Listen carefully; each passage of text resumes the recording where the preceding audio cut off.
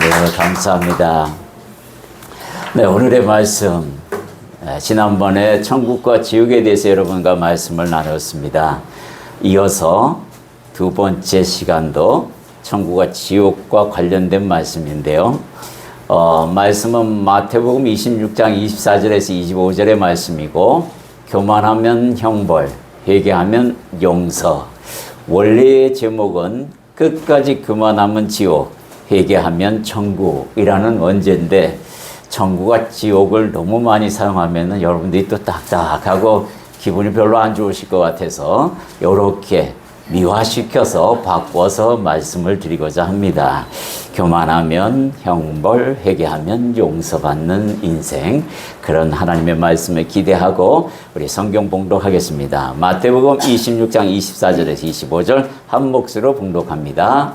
인자는 자기에 대하여 기록된 대로 가거니와 인자를 파는 그 사람에게는 화가 있으리로다. 그 사람은 차라리 태어나지 아니하였더라면 지게 좋을 뻔하였느니라. 예수를 파는 유다가 대답하여 이르되 랍비여 나는 아니지요. 대답하시되 네가 말하였도다 하시니라. 아멘. 오늘 이 본문은 여러분들이 많이 알고 있는 말씀 중에 하나입니다. 그죠? 가룟 유다가 주님을 팔려고 은 30날 양의 대제사장들 그리고 바리새인들에게 예수를 넘겨줄 계획을 다 짜고 주님 앞에 뻔뻔스러운 얼굴로 나타나서 모른 척하면서 그렇게 이야기합니다. 근데 주님은 뭐라고 이야기하시냐면 가룟 유다 보고 나를 파는 자는 차라리 그에게 있어서 태어나지 않았던 것들이 더 그에게 좋을 뻔하였다라고 이야기합니다. 예, 우리는 잘못 알고 있는 게 뭐냐면 예수를 팔았기 때문에 이런 말씀을 했다라고 오해하는 사람들이 많습니다. 그렇지 않습니다. 사실은 주님께서 이 가룟 유다에게 차라리 너는 태어나지 않았던 게 네게 좋을 뻔하였다라는 이 말은 자기 스스로 목숨을 끊는 행위를 두고 이야기하는 거예요. 예수를 판 그 행위가 아니라 스스로 목숨을 끊은 그 행위, 회개하지 아니하고 자기 마음대로 자기 생명을 끊는 그 행위를 두고 너는 차라리 태어나지 않았던 게 좋을 뻔했다라는 말씀을 하고 있는 겁니다. 주님께서 나를 파는 자에게 묻습니다. 그랬더니 유다는 나는 아니지요 라고 이야기해요. 예수는 모를 거야 라고 생각하고 있는 거죠. 이때까지만 해도 유다가 어떤 사람입니까? 예수님과 함께 따라다니며 예수님의 가르침을 받고 예수님의 그 기적을 보고 죽은 자도 살리고 다 봤던 인물입니다. 그런데 자기 마음 하나조차 읽을 줄 모른다고 생각하고 있다는 게 너무나 한심스럽지 않습니까? 그죠? 우리가 믿음 생활을 하면서 혹시 가룟 유다와 같은 이런 자세로 믿음 생활을 하고 있는 건 아닌지, 여러분들이 기도할 때에 어떻게 기도합니까?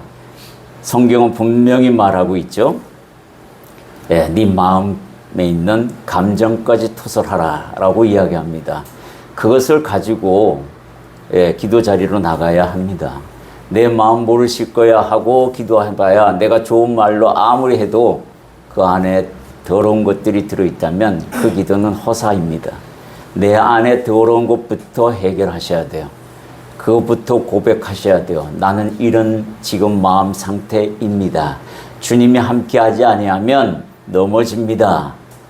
이 가룟 유다를 보고 이렇게 주님 앞에 회개할 수 있는 그런 자가 되어야 된다라는 이야기를 하고 있는 겁니다. 회개하지 아니하면 이런 결과를 초래한다. 차라리 태어나지 않았던 게 네게 좋을 뻔하였다. 이 이야기를 하는 거예요. 우리가 모든 죄는 교만에서부터 시작이 됩니다. 이 교만은 굉장히 죄를 짓는데 큰 통로가 돼요. 그래서 하나님께서 교만을 가장 싫어합니다. 그래서 이스라엘 백성들에게 이 교만을 어떻게 표현하면 목이 곧은 백성이라고 이야기합니다. 목이 곧은 백성이다. 다른 데로 돌리지를 않아요. 오로지 지가 옳다고 떠들어대는 거예요. 떠들어대는 그 사람을 보고 이야기하는 겁니다. 주님은 그렇지 않다라고 이야기하는데도 아니요 제가 맞습니다 라고 이야기하는 그 교만, 그걸 목이 곧은 백성으로 표현하는데 이거 꺾어야 합니다. 이거 꺾지 않으면 문제 심각해지는 거예요. 자기 스스로 패망의 길을 걸어가는 겁니다. 오늘 주님께서 이 가룟 유다를 통해서 회개하라고 이야기하는 겁니다. 사실은 회개하면 차라리 태어나지 않았던 그 인생이 축복의 인생으로 바뀐다라는 거예요. 그게 회개의 길이라는 것을 우리에게 말씀하고 있어요. 미리 말씀을 드리면, 자, 가룟 유다가 예수를 팔았습니다. 그리고 은 30냥을 받다 보니 내가 이거 잘못했구나. 주님은 십자가에서 못 박혀 죽으시고 그 상황들을 봤을 때 바위가 터지고 땅이 요동하고 하는 그런 모습을 봤을 때 아이고 내가 잘못했구나. 십자가 앞에 달려가 무릎 꿇고 주님 제가 잘못했습니다. 용서의 눈물을 흘렸다면 주님이 십자가 위에서 똑같이 얘기했을까요? 너는 차라리 태어나지 않았던 것이 네게 좋을 뻔했다라는 말씀 하시겠냐고요. 아마 그러지 않으셨을 거예요. 7번씩 70번 용서하라, 70번씩 7번 용서하라는 그분이 앞에 나와 내가 주님 잘못했습니다 하는데 용서하지 않을 리가 없잖아요. 그래 그러시면서 아마 가룟 유다를 북돋아 주었을 겁니다. 내가 너 죄를 용서하마. 그런데 그렇지 않았어요. 그렇게 하지 않고 어떻게 합니까? 가가지고 과감하게 자기 목숨을 끊는, 그게 회개가 아닙니다. 그거는 더 교만을 향해 가는 거예요.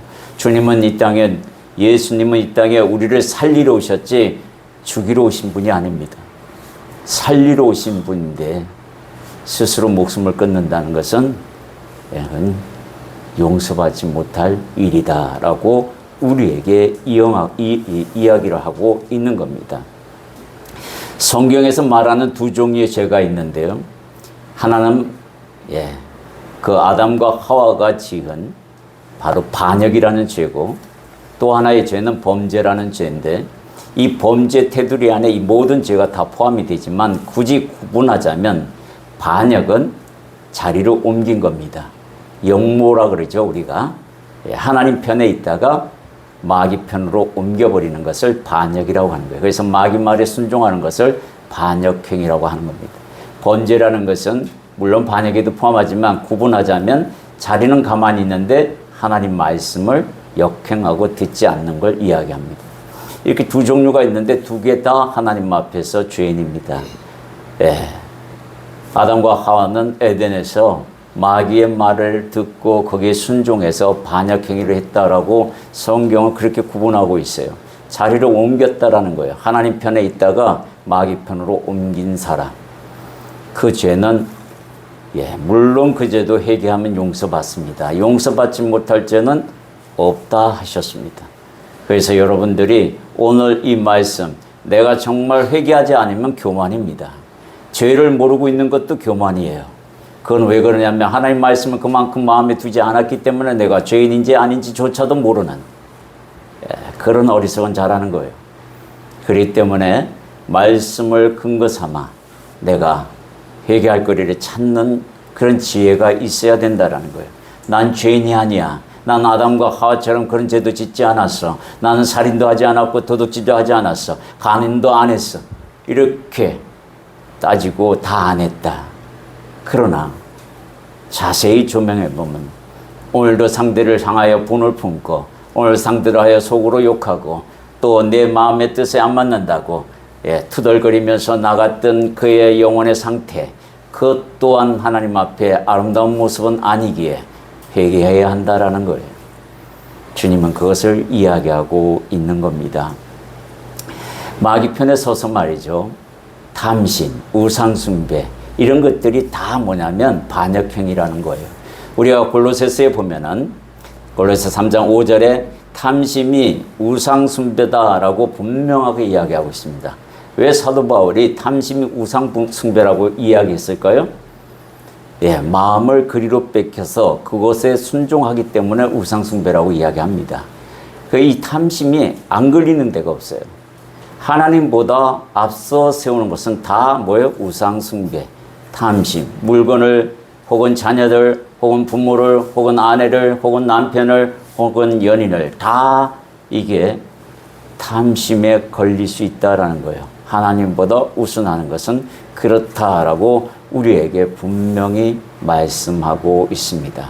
자, 그러면 우리가 교만, 성경에서 교만의 끝판왕 두 인물을 한번 소개해 드리도록 하겠습니다. 첫 번째는 남유다왕 여호와김, 본명은 엘리야김입니다.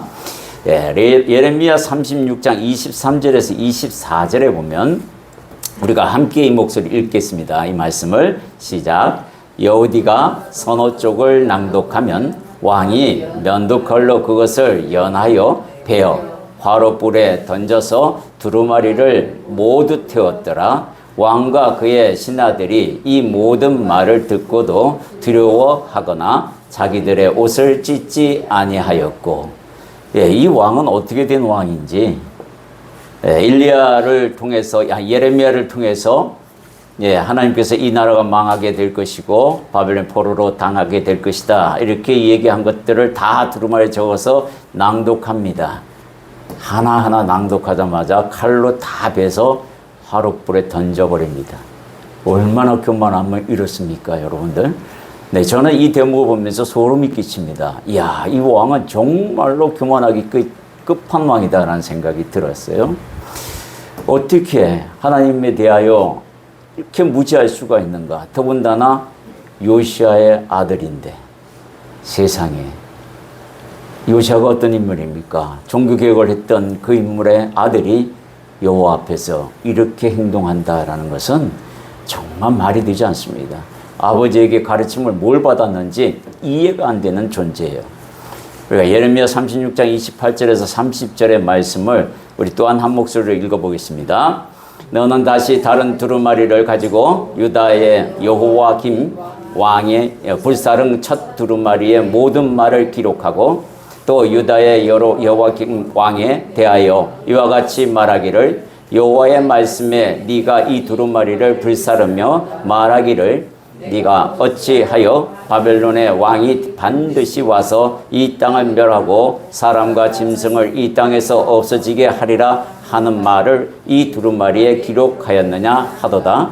그러므로 여호와께서 왕 여호야김에 대하여 이와 같이 말씀하시니 그에게 다윗의 왕위에 앉을 자가 없게 될 것이요 그의 시체는 버림을 당하여 낮에는 더위 밤에는 추위를 당하리라.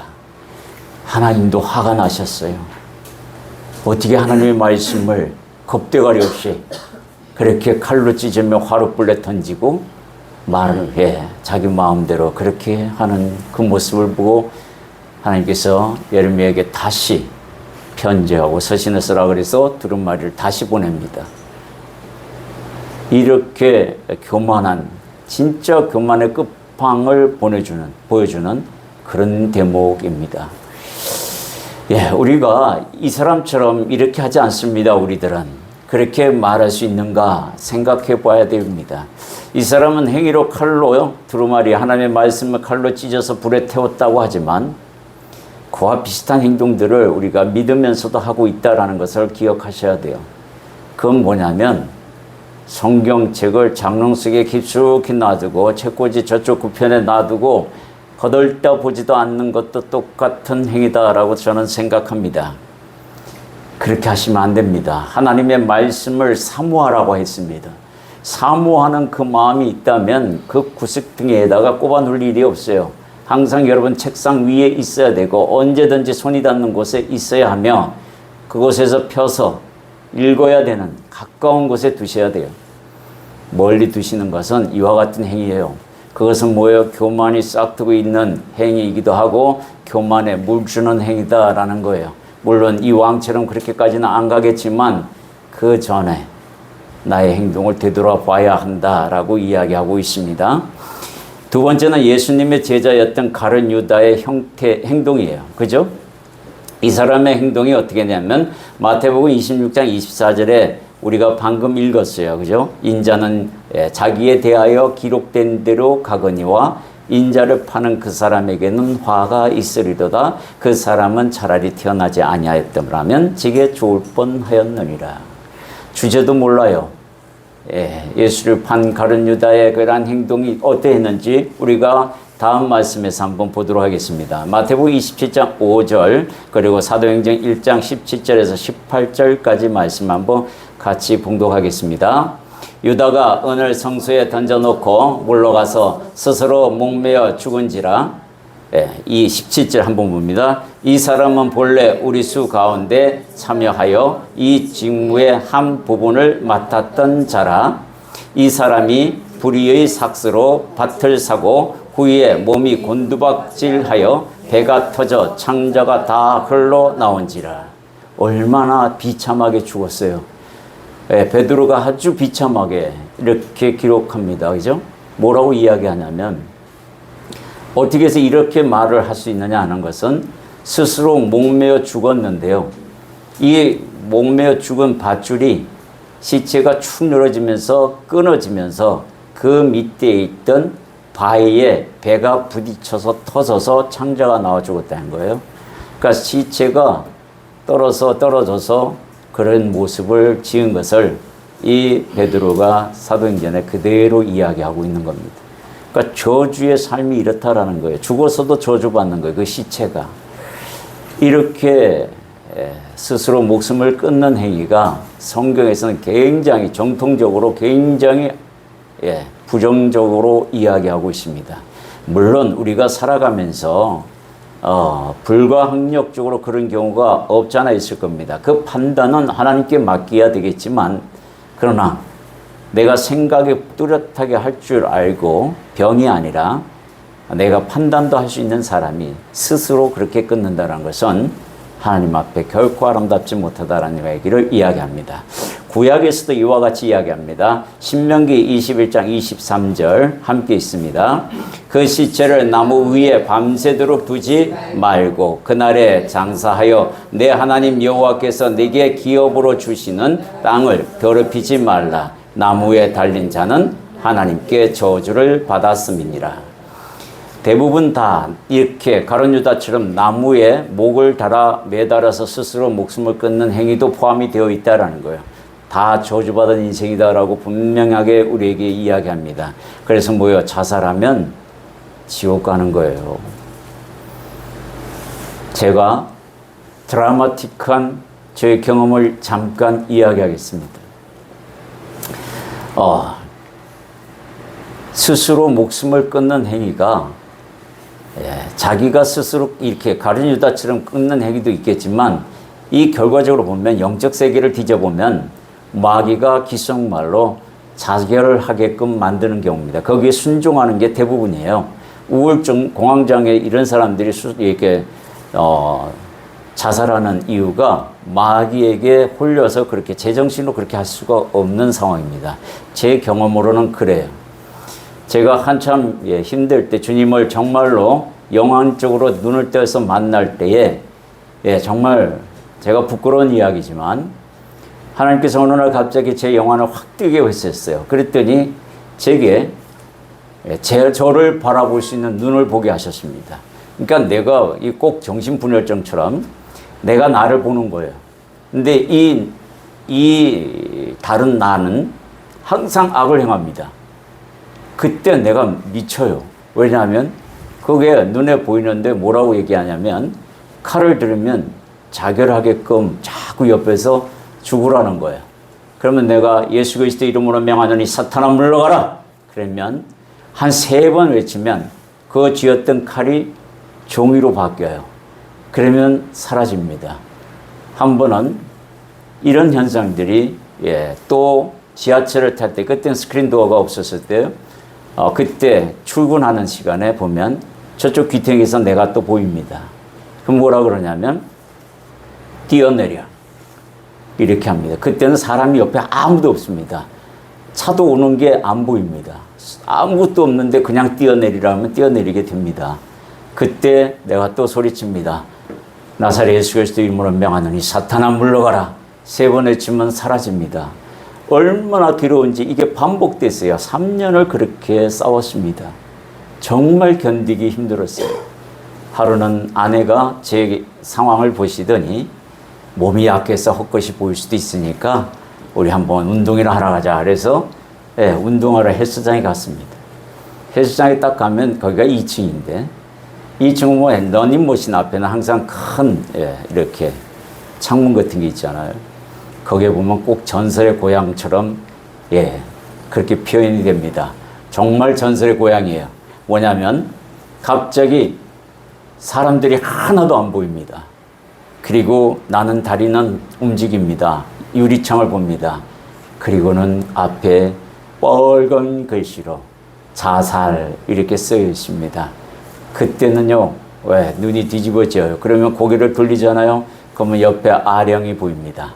아령을 집어던져 창문을 깨고 뛰어내리라 방법까지 가르쳐 줍니다. 그때 제가 주님을 불렀습니다. 주님, 언제까지 이래야 됩니까? 나 너무 힘듭니다, 하나님. 언제까지 우리 주 예수 그리스도 이름으로 명하는 이 사탄아 물러가라 이렇게 해서 물리치게 하실 겁니까? 엄청 괴로워했을 때 주님께서 제 옆에 와 이런 말씀을 합니다. 뒤집어라. 자살을 뒤집으면요, 살자가 됩니다. 뒤집으면 뭐가 되느냐라고 묻길래 살자요. 그때 주님이 이렇게 말씀하셨어요. 그래, 네가 앞장섰던 인생의 결과가 뭐냐? 자살이요. 이제 내가 앞장설 테니 너는 나를 뒤따라오라. 그렇게 한번 살아보자. 그렇게 한번 살자. 네, 주님, 그렇게 하겠습니다. 그때부터 제 앞에 보였던 또 다른 나는 사라지고 안 보였어요. 그 뒤로는 나타나지 않고 오로지 정상으로 돌아왔습니다. 완전히 정상으로 돌아와 살게 하셨어요. 그게 저의 자살은 영적 세계에서 하나님께서 그렇게 막지 아니하면 사람들은 영의 세계에서 마귀의 끄름에 빠져 죽을 수밖에 없는 존재구나. 자살을 미화시키는 행위가 마귀가 하는 행위입니다. 마귀는 자살을 유도하지만 주님은 나와 함께 다시 한번 살아보자고 귓속말로 이야기합니다. 그 말씀을 들어야 돼요. 그 말씀을 들으면 살아갈 가치가 생깁니다. 힘이 생기게 돼요. 발목에 힘이 생기고 가슴이 뛰기 시작합니다. 그때가 바로 회개할 때입니다. 그래서 주님 앞에 회개하게 됩니다. 회개하면 용서를 받는다. 회개하면 용서받고 천국 가는 삶을 살게 된다라는 그런 말씀이 있습니다.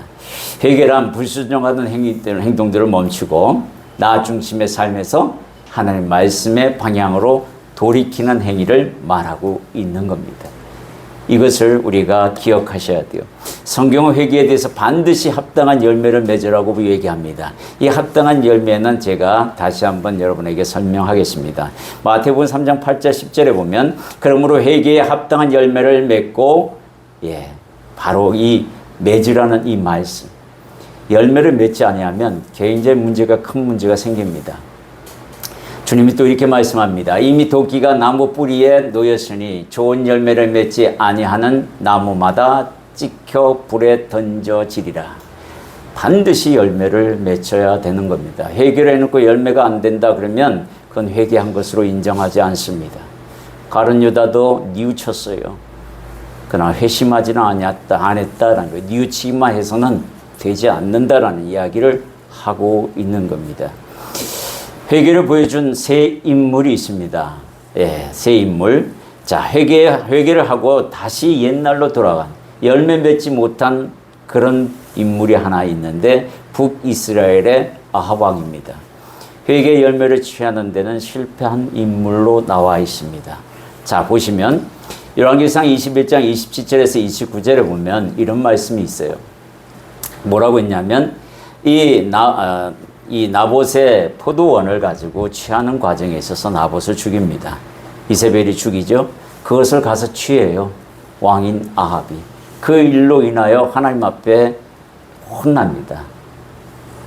그래서 엘리야를 보내서 아합을 야단치죠. 그때 아합이 회개를 합니다. 그리고 하나님 앞에 눈물로 회개해요. 그래서 하나님이 용서하십니다. 그 내용이 바로 랑이상 21장 27절에서 29절의 말씀이에요. 우리 한 목소리로 봉독해 보겠습니다. 아합이 이 모든 말씀을 들을 때에 그의 옷을 찢고 굵은 배로 몸을 동이고 금식하고 굵은 배에 누우며 또 풀이 죽어 다니더라. 여호와의 말씀이 디셉 사람 엘리야에게 임하여 이르시되 아합이 내 앞에서 겸비함을 네가 보느냐? 그가 내 앞에서 겸비함으로 내가 재앙을 저의 시대에는 내리지 아니하고 그 아들의 시대에야 그의 집에 재앙을 내리리라 하셨더라. 하나님이 아합에게 속은 걸까요? 아닙니다. 뭐냐 그러면 주님께서 열매 맺기를 기다려 주신다라는 내용입니다. 이 내용은 하나님께서 아합에게 다시 한번 기회를 주시겠다는 이야기를 하고 있는 거예요. 열매 맺기를 기다리시고 있는 거죠. 근데 아합은 그렇게 하지 않습니다. 아합은 다시 옛날 그 길로 돌아가 아주 비참한 죽음을 당하게 됩니다. 회개는 진심으로 하는 거고 진실로 하고 끝까지 가서 돌이켜야 되는 일이 있습니다. 이게 진짜 회개입니다. 진짜 회개를 한 두 인물이 있습니다. 예, 진심으로 회개한 두 인물 므낫세와 다윗이 있어요. 이 므낫세는 정말로요 아주 더러운 인생을 살았습니다. 하나님 앞에서 아주 죄 중에 아주 더러운 죄만 다 골라서 했던 인물입니다. 그런데 55년 동안 왕 노릇하면서 하나님께서 보다 못해 포로로 잡혀가서 그 감옥에서 그때서야 여호와가 하나님인 줄 알고 그때서야 하나님을 찾습니다. 그리고는 하나님께서 다시 남유다 왕으로 회복시켜줍니다. 와가지고는요 정말 회개의 열매를 맺습니다. 자기가 쌓아놓은 똥을 싹 다 치우기 시작합니다. 예, 다 치우고 산당도 제하고 다 치워요. 끝까지 회개해서 이 사람은 용서받습니다. 그런데 이 사람을 쫓았던 백성들은 여전히 왕을 따르지 아니하고 산당에서 제사 드리고 또 우상을 숭배한 그 죄에서 벗어나지 못하므로 그들은 용서받지 못하지만 므낫세는 용서를 받습니다. 이런 문제들이 있었다라는 이야기를 하고 있어요. 끝까지 회개해야 합니다. 그리고 열매를 맺어야 하고 열매가 얼마나 중요한지를 우리에게 이야기합니다. 세 번째는 다윗입니다. 다윗의 경우는요. 한 번 죄를 졌는데 여러분도 알다시피 우리의 아내 바세바를 취하였습니다. 이 죄를 하나님 앞에 회개합니다. 눈물이 침상에 젖을 정도로 눈물을 흘리며 이 죄를 회개해요. 그리고는 다시는 그와 같은 죄를 짓지 않습니다. 남은 일평생 그 뒤로 하나님만 향해서 갑니다. 이렇게 돼야 진짜 회개입니다. 이게 회개의 열매를 이야기하고 있는 거예요. 다시 그곳으로 가지 않는 그거. 이게 진짜 회개의 열매입니다. 여러분들이 회개했다 그러면 반드시 그 열매를 가지셔야 해요. 회개하지 못하는 이유들이 있어요. 한번 제가 체크해 봤는데 이런 것들입니다. 첫 번째는 죄에 대한 인식이 부족해서 깨닫지 못했기 때문에 안 하는 겁니다. 이거는 말씀을 모르기 때문에 그런 경우가 더 많아요. 두 번째는 내가 옳다는 사고를 버리지 못했기 때문에 생기는 현상들입니다. 로마서 2장 5절에 보면 다만 내 고집과 회개하지 아니하는 마음을 따라 진노의 날 곧 하나님의 의로우신 심판이 나타나는 그날에 임할 진노를 네게 쌓는도다. 내가 내 스스로 쌓는 뭐로? 고집으로요. 여러분들 나는 고집이 없어. 나는 악한 마음 안 품어. 이런 사람 없을 겁니다. 아마 그렇게 얘기한다는 그 사람 자체가 교만일 겁니다. 여러분들 고집이 왜 생겨요? 하나님 말씀 안에서 생깁니다. 하나님 말씀을 모르면 사회적으로 내가 경험한 거에 대해서 생기는 아집과 고집이 또 생깁니다. 이게 생길 수밖에 없는 현상이에요. 하나님 말씀을 많이 알고 있어서 그 말씀 아는 걸로 상대방을 징계하고 정죄하면 그게 고집으로 형성되는 것과 똑같습니다. 말씀에 듣지 않는 태도이기도 해요. 주님은 그렇게 하라고 하지 않습니다. 너부터 잣대를 대라고 이해합니다. 너에게 먼저. 그러면 이 고집이 없어집니다. 순종하라. 하나님 말씀에 순종하라. 그 순종하는 사람이 어떻게 고집이 있겠어요? 없죠. 내가 하나님 앞에 어떤 죄인인 걸 아는데 또 고집을 부려서 완악한 모습 보이지 않으려고 노력할 겁니다. 창조주신 하나님을 전적으로 인정하지 않기 때문에 죄를 짓게 되는 거예요. 회개하지 않는 거예요.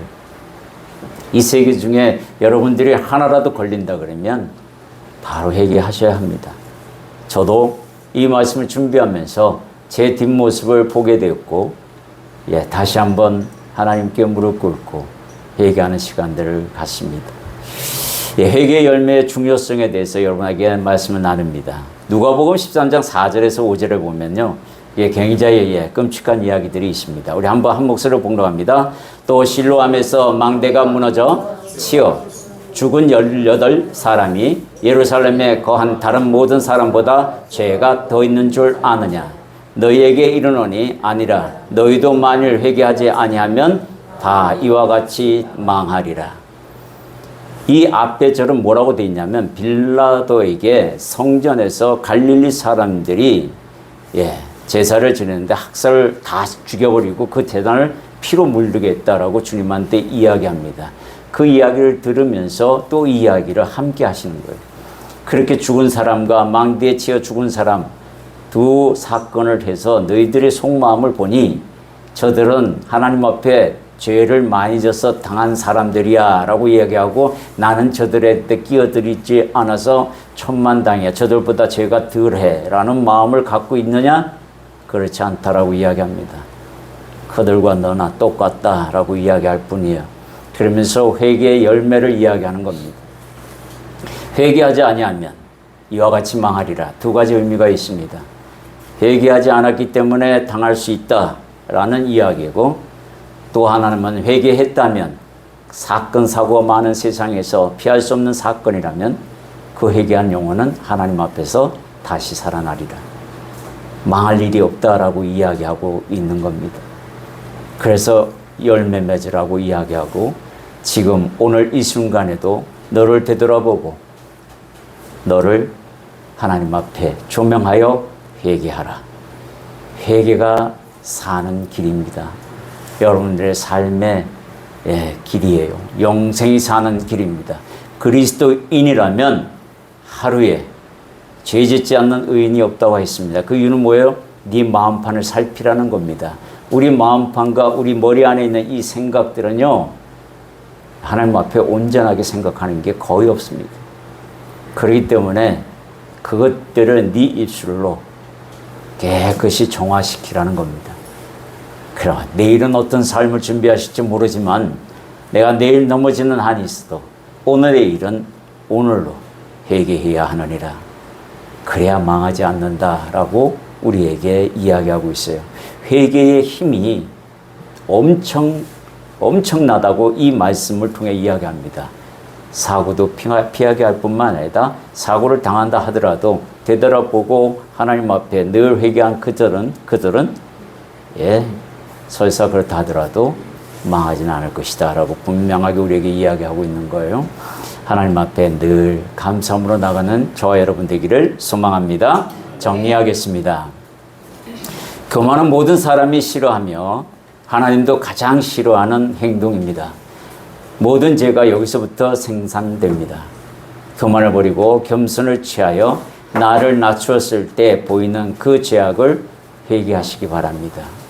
회개의 열매를 맺기를 실패한 아합으로 살 것인지, 아니면 므낫세처럼 인생 말년까지 죄로 인해 죽도록 고생하다가 임종 전에 회개하고 갈 것인지, 이 모든 것보다도 다윗처럼 완전히 회개하고 주님의 말씀만 향하여 살 것을 결단하는 삶이 더 아름다운 삶입니다. 여러분에게 이런 결단이 있기를 소망합니다. 우리 잠시 결단 기도하겠습니다. 사랑의 주님 감사드립니다. 할렐루야. 주님, 오늘도 주님께서 교만은 형벌을 불러올 뿐만 아니라 끝까지 교만한 자는 지옥을 향하여 가는 길이라 하셨고, 반대로 회개하는 자에게는 용서의 그 하나님 상급을 받으며 그 은혜에 누리며 마침내 천국으로 들어가는 삶이 될 것이라고 오늘 말씀하신 것을 기억합니다. 우리가 하나님 말씀에서 그 말씀을 기준으로 그 말씀을 겨울 삼아서 되돌아보는 시간 되기를 소망합니다. 아합으로 살 것인지 므낫세로 살 것인지 다윗으로 살 것인지 결단하라. 주님께서 말씀하실 때에 내가 다윗처럼 살아가기를 소망하나이다. 주님 도와주시옵소서. 오늘 이 결단하고 나가는 저와 우리 하나님 공동체 안에 항상 함께 하시기를 간절히 바라고 축원합니다. 예수님 이름으로 기도드립니다. 아멘. 할렐루야. 주님 감사드립니다. 교만은 형벌을 불러오고 회개는 용서를 불러오며 끝까지 교만하는 자는 지옥에 떨어질 것이고 또 회개하는 자에게는 천국의 열매를, 천국의 문을 열어주시겠다 약속하신 그 말씀을 보고 오늘 아합처럼 회개는 하였으되 열매를 맺지 못하는 인생과 므낫세처럼 평생 동안 살다가 죽음에 이르렀을 때 비로소 회개하는 그런 인생과 다윗처럼 죄를 깨달았을 때에 바로 회개하고 다시는 그와 같은 죄를 짓지 않는 열매 있는 신앙생활처럼 우리가 어떤 상황에서 어떤 것을 하나님 택해야 될지 너무나 지혜롭게 잘 알고 있나이다. 다윗을 향해 걸어가겠나이다. 다윗의 삶을 본받겠나이다. 다시는 회개하면서 하나님 같은 죄를 짓지 않겠나이다. 아버지여, 나의 부족함을 도와주옵소서. 결단하고 나가는 우리의 하나님 공동체 안에 주님의 역사가 있기를 소망합니다. 예수님 이름으로 기도드립니다. 아멘. 우리의 찬송